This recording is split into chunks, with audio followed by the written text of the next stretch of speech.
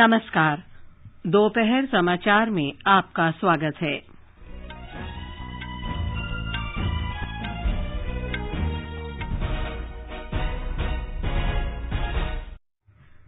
प्रधानमंत्री नरेंद्र मोदी और रूस के राष्ट्रपति व्लादिमीर पुतिन आज शाम नई दिल्ली में भारत रूस वार्षिक शिखर सम्मेलन में हिस्सा लेंगे। भारत और रूस के बीच पहली 2+2 मंत्री स्तरीय वार्ता नई दिल्ली में चल रही है। आतंकवाद, अफगानिस्तान संकट, समुद्री सुरक्षा और आसियान एजेंडे में शामिल। गृहमंत्री अमित शाह आज दोपहर बाद संसद में नागालैंड में गोलीबारी की घटना पर बयान देंगे। देश में अब तक 127 करोड़ 93 लाख से अधिक कोविड टीके लगाए गए। महाराष्ट्र और असम की सरकारों ने कोविड के नए वेरिएंट ओमिक्रॉन के मद्देनजर अंतर्राष्ट्रीय यात्रियों के लिए नए दिशा निर्देश जारी किए। वित्त मंत्री ने संसद में कहा, केंद्र ने राज्यों को स्वास्थ्य के लिए अनुदान के रूप में 70,051 करोड़ रुपए निर्धारित किए।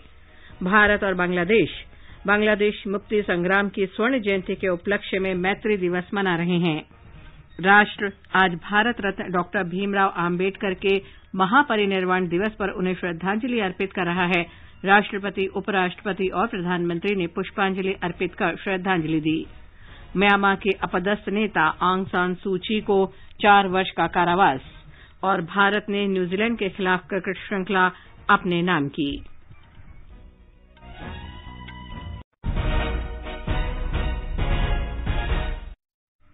दोपहर समाचार में मुकेश कुमार के साथ मैं लवलीन निगम।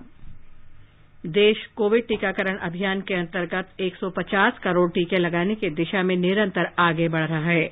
कोरोना वायरस का नया वेरिएंट मिलने से चिंताएं बढ़ी हैं। आपसे हमारी अपील है कि यथाशीघ्र दोनों टीके लगवाएं और अन्य लोगों को भी टीके लगवाने के लिए प्रेरित करें। कृपया 3 सरल उपायों का पालन अवश्य करें। मास्क लगाएं, 2 गज की सुरक्षित दूरी बनाए रखें, हाथ और चेहरा साफ रखें।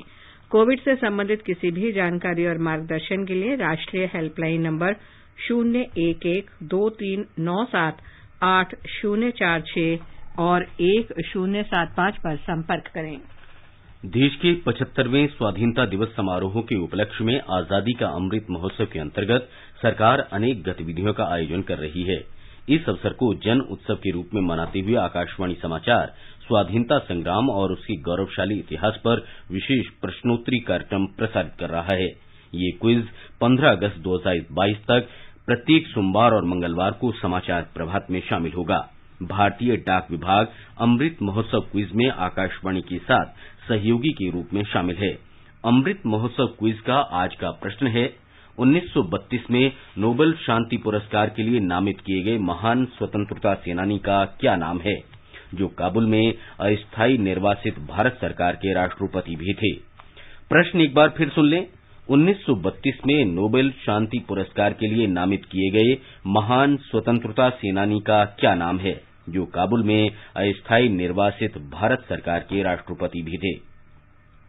श्रोता अपने उत्तर व्हाट्सएप नंबर 8826546262 पर भेज सकते हैं या हमें इस पते पर ईमेल कर सकते हैं, amritmahotsav@prasarbharati.gov.in।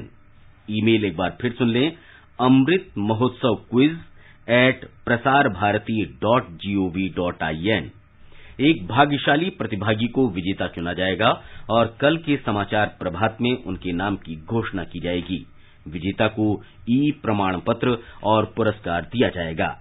और अब समाचार विस्तार से। रूस के राष्ट्रपति व्लादिमीर पुतिन और प्रधानमंत्री नरेंद्र मोदी आज नई दिल्ली में 21वीं भारत रूस वार्षिक शिखर सम्मेलन में हिस्सा लेंगे। दोनों नेता द्विपक्षीय संबंधों की स्थिति और संभावनाओं की समीक्षा करेंगे तथा दोनों देशों के बीच रणनीतिक भागीदार को और मजबूत बनाने के उपायों पर विचार विमर्श करेंगे। बैठक में क्षेत्रीय, बहुपक्षीय और आपसी हित के अंतर्राष्ट्रीय मुद्दों पर विचार का आदान प्रदान होगा। दोनों नेता व्यक्तिगत तौर पर भी बातचीत करेंगे। भारत और रूस के बीच वार्षिक शिखर बैठक दोनों देशों के बीच रणनीतिक साझेदारी के लिए सर्वोच्च संस्थागत वार्ता मंच है। हमारे संवाददाता ने बताया है कि दोनों देशों के बीच अब तक ऐसी 20 बैठकें हो चुकी हैं। दोनों देश बारी बारी से अपने यहां बैठक आयोजित करते हैं।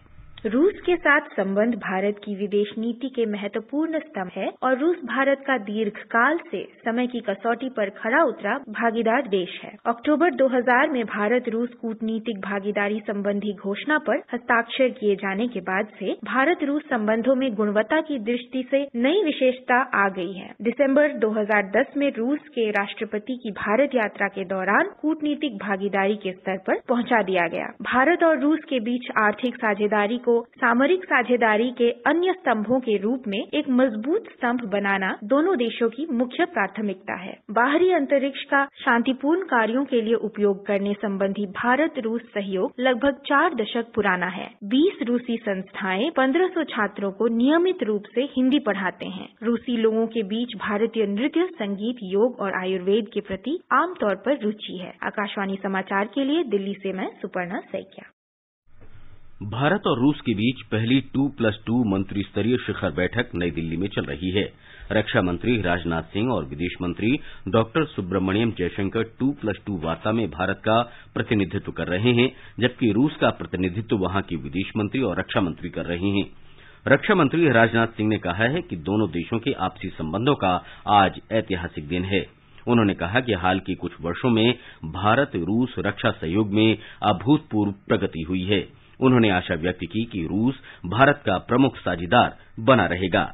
Russia will remain a major partner for India. We proposed greater engagements in Central Asia and the Indian Ocean region. India is a continuation of the vast Eurasian landmass and at the same time central in the enormous Indian Ocean region. We are optimistic about Russia's cooperation in all the domains.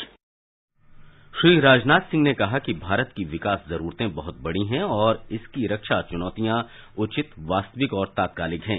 उन्होंने कहा कि भारत को ऐसे भागीदारों की तलाश है जो इसकी अपेक्षाओं और आवश्यकताओं के प्रति संवेदनशील और उत्तरदायी हों।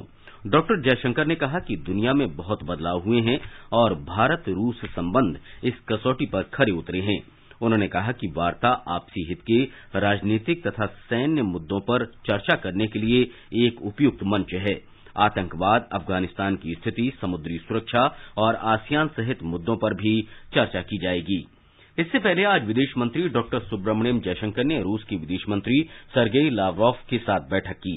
इस अवसर पर डॉक्टर जयशंकर ने कहा कि श्री लावरोव के साथ इस साल उनकी ये चौथी मुलाकात है। उन्होंने कहा कि ये भारत और रूस के बीच विशेषाधिकार प्राप्त कूटनीतिक साझेदारी का प्रतीक है। Despite the challenges of the COVID-19 pandemic, Prime Minister Modi and President Putin have held 2 conversations this year. They have taken part in the virtual summits of the BRICS and the SCO, and we've had some exchanges of physical visits. The Secretary of your Security Council was here. Our Minister of Petroleum and Natural Gas had visited Russia. The Minister of Steel had been there, and these have all been really very, very productive. That our discussions today would be very fruitful, and we will be contributing to the outcomes in the summit. रक्षा मंत्री राजनाथ सिंह ने भी रूस के रक्षा मंत्री Sergei Shoigu के साथ बैठक की। दोनों देशों ने छोटे हथियार और सैन्य सहयोग से संबंधित कई समझौतों पर हस्ताक्षर भी किए। भारत आज बांग्लादेश को एक स्वतंत्र और संप्रभु देश के रूप में मान्यता देने के 50 वर्ष पूरे कर रहा है। एक ट्वीट में प्रधानमंत्री नरेंद्र मोदी ने कहा कि भारत और बांग्लादेश आज मैत्री दिवस मना रहे हैं। उन्होंने कहा कि वो बांग्लादेश के प्रधानमंत्री शेख हसीना के साथ द्विपक्षीय संबंधों को और बढ़ाने का काम जारी रखेंगे। हमारे संवाददाता ने खबर दी है कि भारत 6 दिसंबर 1971 को बांग्लादेश के साथ द्विपक्षीय राजनयिक संबंध स्थापित करने वाले पहले देशों में से एक था। भारत बांग्लादेश मैत्री ने द्विपक्षीय संबंधों में स्वर्णिम अध्याय लिखने की दिशा में 50 साल की यात्रा की है। राज्यसभा की कार्यवाही संसद के शीतकालीन सत्र से 12 सदस्यों के निलंबन के मुद्दे पर विपक्ष के हंगामे के कारण 2 बजे तक स्थगित कर दी गई।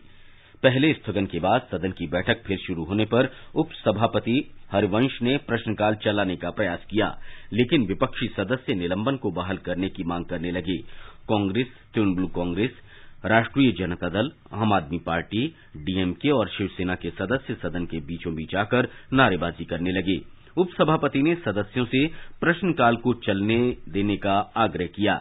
पेट्रोलियम और प्राकृतिक गैस मंत्री हरदीप सिंह पुरी पूरक प्रश्नों का जवाब देने के लिए खड़े हुए, लेकिन शोर शराबे के बीच उनकी बात सुनाई नहीं दे रही थी। उपसभापति के बार बार आग्रह के बावजूद विपक्षी सदस्यों की नारेबाजी जारी रही। शोर शराबे के बीच सदन की कार्यवाही 2 बजे तक स्थगित कर दी गई।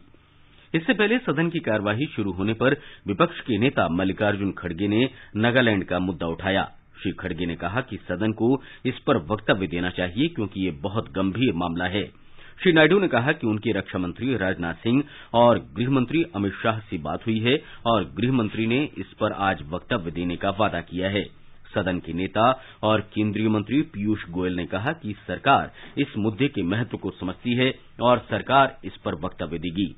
हंगामा जारी रहने पर सभापति ने सदन की कार्यवाही दोपहर 12 बजे तक के लिए स्थगित कर दी।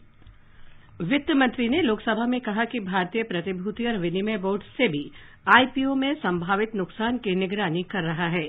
श्रीमती सीतारामन ने कहा कि नेशनल स्टॉक एक्सचेंज एनएसई और बम्बई स्टॉक एक्सचेंज बीएसई के कारोबारी प्लेटफॉर्म को महत्वपूर्ण बुनियादी ढांचा घोषित किया गया है और साइबर हमलों से बचाने के लिए उन्हें डिजिटल रूप से सुरक्षित किया जा रहा है। Many steps have been taken by all the concerned institutions. There are very many checks and balances and plan Bs which are in place, as a result of which I feel that there are measures being taken timely. They are also being taken by institutions with periodic trial and error kind of a method. Checking up is happening. I am assured by the SEBI, NSE and also the BSE that they are taking all kinds of precautions. वित्त मंत्री निर्मला सीतारामन ने लोकसभा में बताया कि केंद्र ने राज्यों को स्वास्थ्य बुनियादी ढांचे के लिए अनुदान के रूप में 5 साल के लिए 70,000 करोड़ रुपए से अधिक की राशि निर्धारित की है। प्रश्नकाल के दौरान उन्होंने बताया कि 15वें वित्त आयोग की सिफारिशों के अनुसार इस राशि का आवंटन किया जा रहा है। सुश्री सीतारामन ने कहा कि केंद्र ने पहले वर्ष में पहली किस्त के रूप में 13,000 करोड़ रुपए जारी किए। हालांकि वित्त आयोग ने इस राशि को 2 किस्तों में आवंटित करने की सिफारिश की। ये समाचार हमारी वेबसाइट newsonair.com/hindi और हमारे mobile app news on AIR पर भी उपलब्ध हैं। हर जोखिम से निकल कर फसल आए, सुरक्षित हो जाए।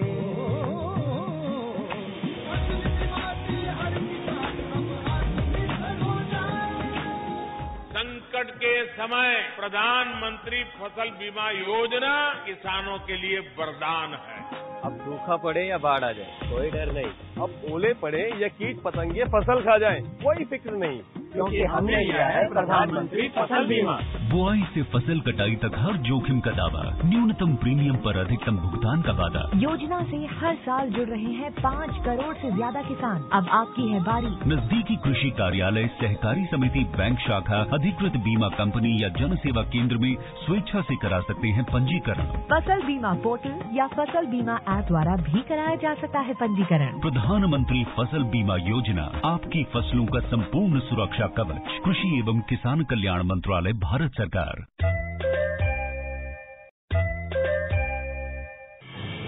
Nation first, always first. राष्ट्र प्रथम, सदैव प्रथम। राष्ट्र प्रथम का ये मंत्र है देश की ताकत। सबके प्रयास से बढ़ता है देश का सामर्थ्य। देश की प्रगति को मिले नई गति, नई शक्ति।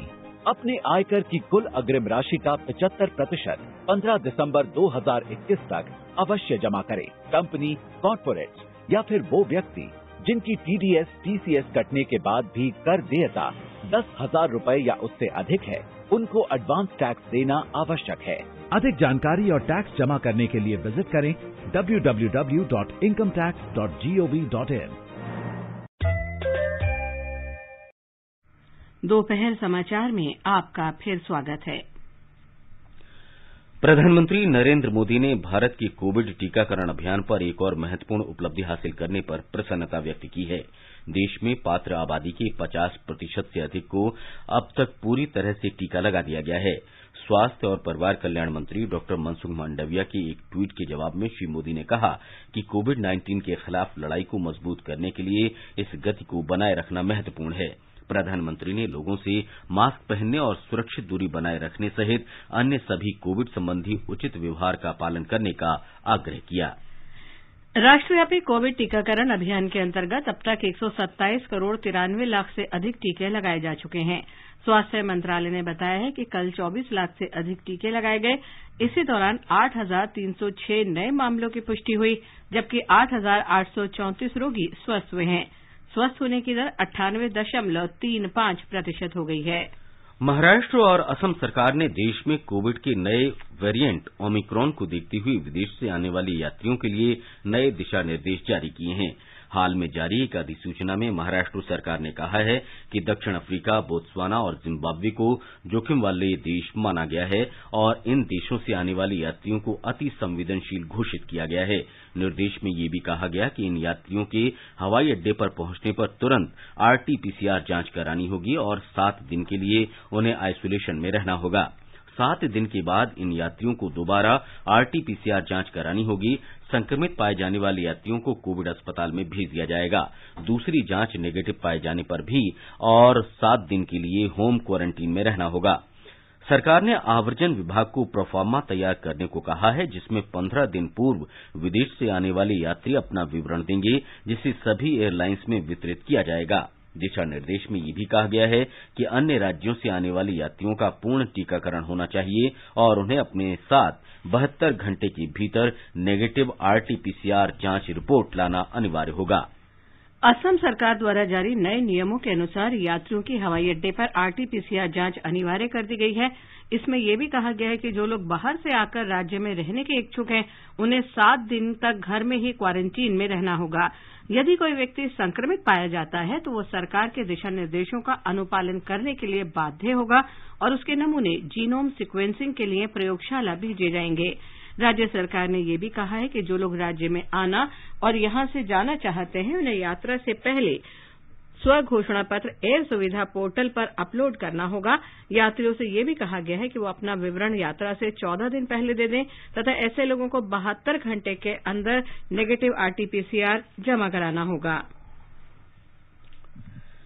कर्नाटक के स्वास्थ्य और चिकित्सा शिक्षा मंत्री के सुधाकर ने कहा है कि दुनिया के अन्य हिस्सों से आ रही खबरों के मुताबिक कोविड का नया ओमिक्रॉन वेरिएंट डेल्टा वायरस की तरह खतरनाक नहीं है। हालांकि उन्होंने कहा कि ओमिक्रॉन वेरिएंट तेजी से फैल रहा है। जिन लोगों को दोनों टीके लग चुके हैं, वे नए वेरिएंट के गंभीर प्रभाव से बचे हुए हैं। श्री सुधाकर ने कहा कि राज्य में पात्र 93% आबादी को पहला टीका और 64% को दूसरा टीका लगाया जा चुका है। उन्होंने लोगों से दोनों टीके लगवाने और दिसंबर के अंत तक टीकाकरण के 100% लक्ष्य प्राप्त करने में आने वाली उसको अपील की है। आकाशवाणी से विशेष बातचीत में नीति आयोग के सदस्य डॉक्टर वीके पॉल ने बताया कि ओमिक्रॉन से बचने के लिए हमें कोविड उपयुक्त व्यवहार को ही अपनाए रखना होगा। जो ओमिक्रॉन नया वेरिएंट विश्व में उभरा है, उसके कुछ केसेस भारत में भी पाए गए हैं। हमें इससे घबराना नहीं है, हमें डरना नहीं। हमारा जवाब है हमारी तैयारी और हमारा दृढ़ निश्चय कि हम इसका मुकाबला करेंगे। ओमिक्रॉन का मुकाबला करने के लिए भी वही टूल्स हमने इस्तेमाल करने हैं, वही काम करने हैं जो हम आज तक करते आए हैं और उनको ज्यादा गति से, ज्यादा तेजी से, ज्यादा दृढ़ता से हमें पालन करना है। 3 चीजें पहले भी जरूरी थी, वैक्सीनेशन, मास्क और अपने आप को बचाना और अपने आप को अलग रखना अगर हमें इन्फेक्शन होती है, और जल्दी से अपना इलाज कराना, ये आज भी जरूरी है। इनको अपनाइए। इन्हीं टूल्स के साथ साथ हम मिलके ओमिक्रॉन को भी हटा दें। आकाशवाणी का समाचार सेवा प्रभाग आज रात स्पॉटलाइट कार्यक्रम में कोरोना महामारी से निपटने में भारत की भूमिका विषय पर विशेष वर्षांत कार्यक्रम प्रस्तुत करेगा। इसे रात 9:15 बजे से FM गोल्ड चैनल और अतिरिक्त मीटरों पर प्रसारित किया जाएगा। ये प्रसारण हमारी वेबसाइट newsonair.nic.in और हमारे YouTube channel news on AIR official पर भी उपलब्ध रहेगा। राष्ट्र आज भारत रत्न डॉक्टर भीमराव आम्बेडकर को उनके 65वें महापरिनिर्वाण दिवस पर श्रद्धांजलि अर्पित कर रहा है। राष्ट्र निर्माण में उनके योगदान के प्रति कृतज्ञता व्यक्त करने के लिए कोविड दिशा निर्देशों का पालन करते हुए देश भर में कई कार्यक्रम आयोजित किए जा रहे हैं। राष्ट्रपति रामनाथ कोविंद, उपराष्ट्रपति M वेंकैया नायडू और प्रधानमंत्री नरेंद्र मोदी ने आज नई दिल्ली में संसद भवन परिसर में बाबा साहेब को श्रद्धांजलि अर्पित की।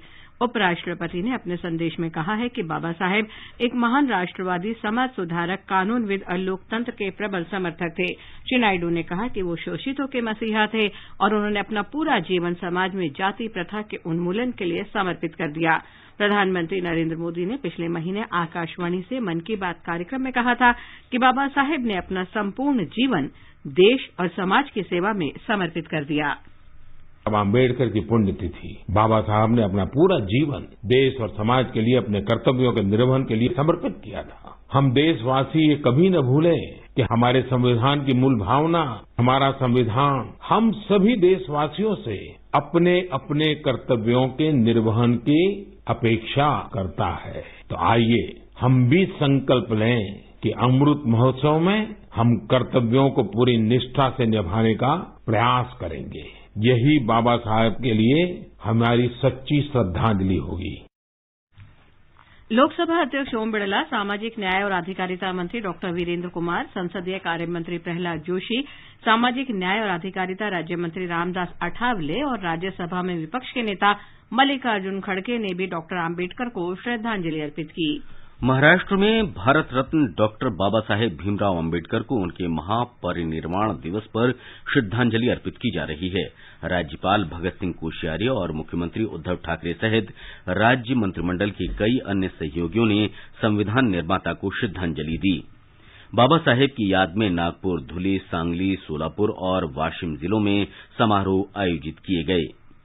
आजादी के अमृत महोत्सव के अंतर्गत आइए अब सुनते हैं आकाशवाणी के विशेष प्रस्तुति आजादी का सफर। आजादी का अमृत महोत्सव।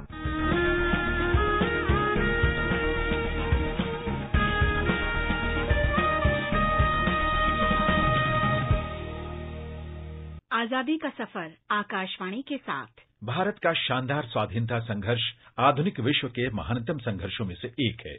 आकाशवाणी से हम आपके लिए रोजाना ला रहे हैं इस शानदार संघर्ष की झलक।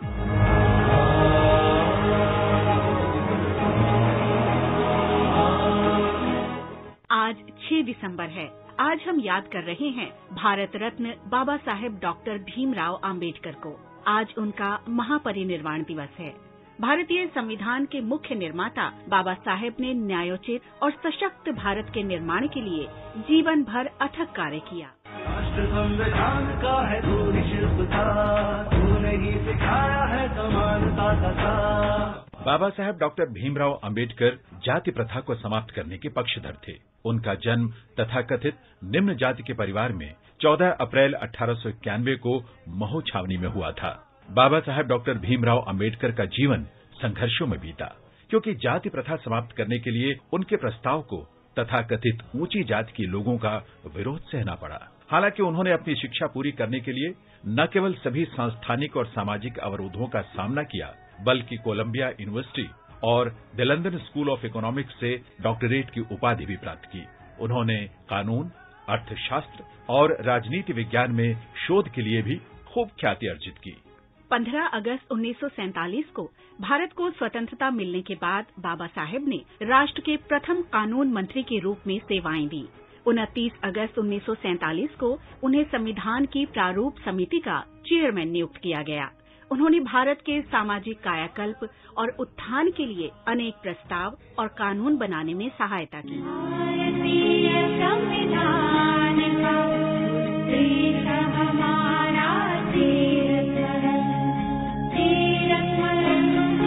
संपत्ति संबंधों की मौलिक पुनर्संरचना के लिए उनके प्रयासों से ये सुनिश्चित हुआ कि राष्ट्र के रूप में भारत अपने सभी नागरिकों के लिए नई संभावनाएं सृजित करने के लिए साथ मिलकर आगे बढ़े।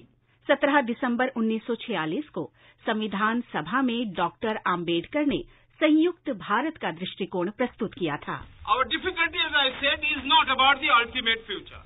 Our difficulty is how to make the heterogeneous mess that we have today take a decision in common and march in a cooperative way on that road which is bound to lead us to unity.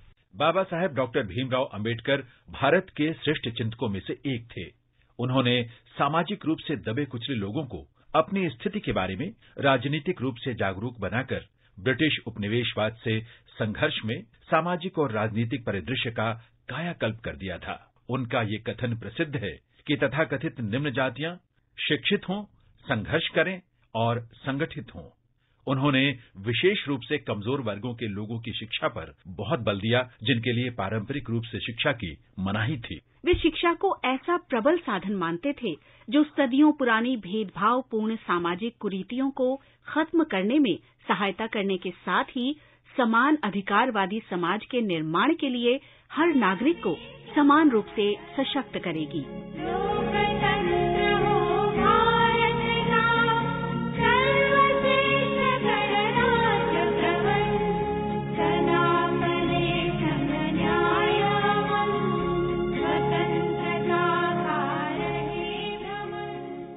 आधुनिक भारत के निर्माण में असीम योगदान के लिए 1990 में बाबा साहेब को मरणोपरांत देश का सर्वोच्च नागरिक सम्मान भारत रत्न प्रदान किया गया। हम बाबा साहेब के सदैव ऋणी रहेंगे।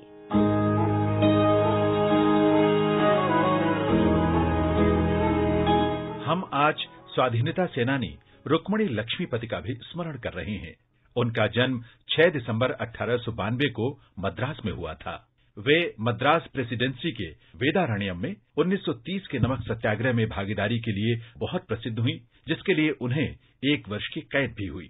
वे नमक सत्याग्रह आंदोलन में सजा पाने वाली पहली महिला थीं। रुक्मिणी लक्ष्मीपति महात्मा गांधी, सी राजगोपालाचारी और सरोजनी नायडू जैसे नेताओं से अत्यधिक प्रभावित थीं।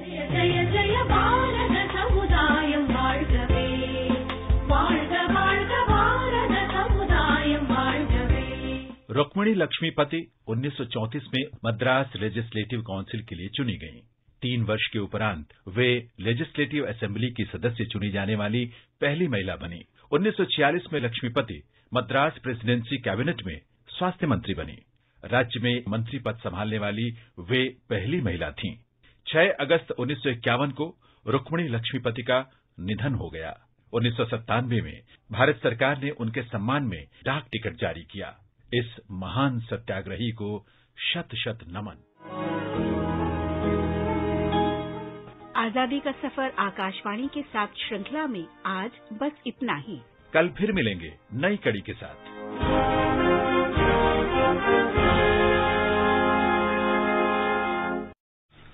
ये समाचार आकाशवाणी से प्रसारित किए जा रहे हैं। ताज़ा समाचार जानने के लिए आप हमारे Twitter handle @AIR News Hindi को फॉलो कर सकते हैं। आजादी का अमृत महोत्सव के लिए सभी उपभोक्ताओं को शुभकामनाएं। हॉलमार्क सोने की शुद्धता सुनिश्चित करता है। हमेशा हॉलमार्क वाले सोने के आभूषण खरीदें।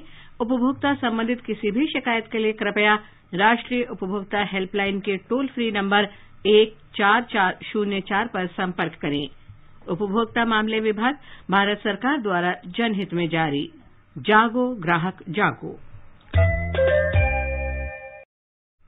ये आकाशवाणी है। म्यांमार की एक अदालत ने आज अपदस्थ स्टेट काउंसलर आंग सान सूची को 4 वर्ष कारावास की सजा सुनाई है। वे म्यांमार राष्ट्रीय आपदा कानून के अंतर्गत महामारी से जुड़े कोविड-19 नियमों का उल्लंघन और सैन्य शासन के विरुद्ध जनाक्रोश भड़काने की दोषी पाई गई हैं। सुश्री सूची के विरुद्ध सजा की ये पहली कड़ी है। वे 11 आरोपों का सामना कर रही हैं। उन्होंने सभी आरोपों से इनकार किया है। भारत ने न्यूजीलैंड के खिलाफ दूसरा क्रिकेट टेस्ट मैच 372 रन से जीत लिया है। इस जीत के साथ भारत ने 2 टेस्ट मैचों की श्रृंखला 1-0 से अपने नाम कर ली है। न्यूजीलैंड की टीम कल के स्कोर 5 विकेट पर 140 रन से आगे खेलती हुई केवल 27 रन और जोड़कर आज आउट हो गई। बुलेटिन समाप्त होने से पहले अमृत महोत्सव क्विज का आज का प्रश्न एक बार फिर सुन लें। 1932 में नोबेल शांति पुरस्कार के लिए नामित किए गए महान स्वतंत्रता सेनानी का क्या नाम है, जो काबुल में अस्थायी निर्वासित भारत सरकार के राष्ट्रपति भी थे? आप अपने उत्तर व्हाट्सएप नंबर 8826546262 पर भेज सकते हैं। और अंत में मुख्य समाचार एक बार फिर। प्रधानमंत्री नरेंद्र मोदी और रूस के राष्ट्रपति व्लादिमीर पुतिन आज शाम नई दिल्ली में भारत रूस वार्षिक शिखर सम्मेलन में हिस्सा लेंगे। भारत और रूस के बीच पहली 2+2 मंत्री स्तरीय वार्ता नई दिल्ली में चल रही है। गृहमंत्री अमित शाह आज दोपहर बाद संसद में नागालैंड में गोलीबारी की घटना पर बयान देंगे। महाराष्ट्र और असम की सरकारों ने कोविड के नए वेरिएंट ओमिक्रॉन के मद्देनजर अंतर्राष्ट्रीय यात्रियों के लिए नए दिशा निर्देश जारी किए। राष्ट्र आज भारत रत्न डॉक्टर भीमराव आम्बेडकर के महापरिनिर्वाण दिवस पर उन्हें श्रद्धांजलि दे रहा है। भारत ने न्यूजीलैंड को दूसरे क्रिकेट टेस्ट मैच में हराकर श्रृंखला अपने नाम की। इसके साथ ही दोपहर समाचार का यह अंक समाप्त हुआ। नमस्कार।